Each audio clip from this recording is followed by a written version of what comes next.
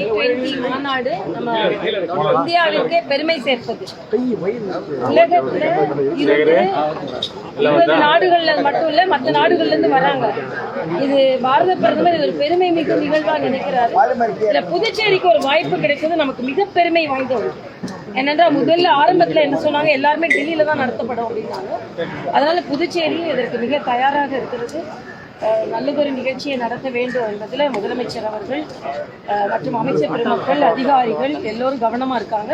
இன்னைக்கே பாத்தீங்க சில இடங்கள்ல வெறும் போஸ்டர் மட்டும் ரிலீஸ் பண்ணாங்க. Poster, logo, selfie point, badge, மிக தீவிரமா இதை சரியாக புதுவை நடத்தும் என்பதில் இன்னைக்கு வந்து இந்த சின்னத்தை காட்சிப்படுத்துவதிலேயே புதுவை ஒரு சின்னமாக விளங்கும் அப்படின்றதுல நமக்கெல்லாம் ஒரு நல்ல ஒரு ஆச்சரியமான நிகழ்வா இருக்கும். இது உலக நாடுகள்லாம் எல்லாரும் வரப்போறாங்க. நமது இட்லி தோசை, நமது பரதநாட்டியம், நமது கரகாட்டம், ஒயிலாட்டம், மயிலாட்டம் எல்லாத்தையும் பார்க்க போறாங்க. அதனால இது ஒரு பெரிய நிகழ்வு.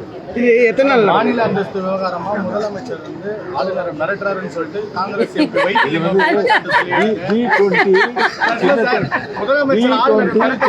காட்சிப்படுத்துதல் G20 மாநாடு புதுச்சேரி நடத்துறது ஒரு பெருமைக்குரிய ஒன்று. அது நமக்கு அளித்த மாண்பு பாரம்பரியம் நன்றி தெரியும் முதல் சொல்லியிருக்க மாதிரி சொல்லியிருக்கோம்.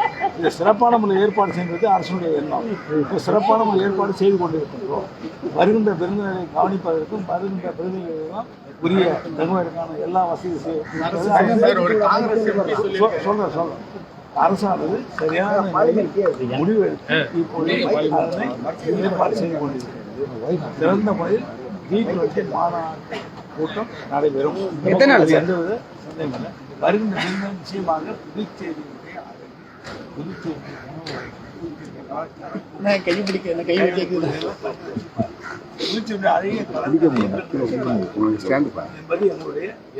எத்தனை நாள்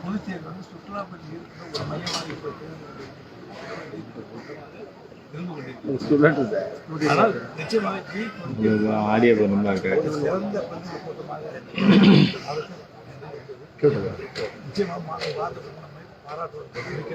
சார் எம்பியோட கருத்துக்கு எதுவும் பதில் சொல்லியிருக்காங்க சார். அதுதான் முதலமைச்சர் பால் கட்டுப்பாடு சார்